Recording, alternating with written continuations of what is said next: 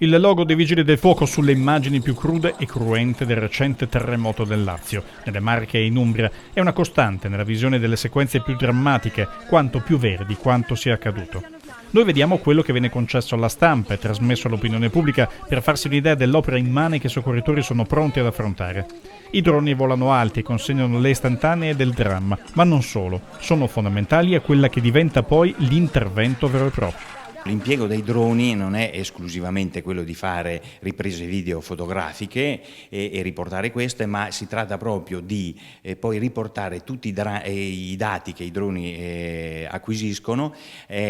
su un programma che viene inviato attraverso poi una collaborazione, una convenzione con l'Università di Udine, in modo da mappare i danni che ci sono stati sul territorio. Intervenire in luoghi dove sono avvenute catastrofi non è una cosa che si può improvvisare. Il fatto che si stia dimostrando l'efficacia del vostro intervento, vogliamo capire dietro, durante l'anno, quanta preparazione ci sia, quanta attività alla base di tutta questa efficienza.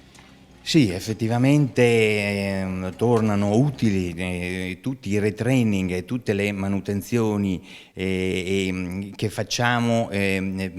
sia per tutte le varie unità, quindi gli user che si addestrano periodicamente nel campo macerie che abbiamo creato a Belluno, i cani, anch'esse le unità cinofreghe, anch'esse si esercitano in questo campo certificato da poco, ma anche l'attività del supporto logistico che periodicamente, almeno una volta ogni 6 mesi, montano e smontano il campo per ospitare le 40 unità. In realtà noi ad aprile abbiamo anche testato il montaggio dell'intero campo base, che è proprio qui a Padova, che può ospitare fino a 300 unità, e quindi per verificare che cosa manca e per dare un po' di pratica appunto agli operatori che devono montare, smontare e gestire un campo.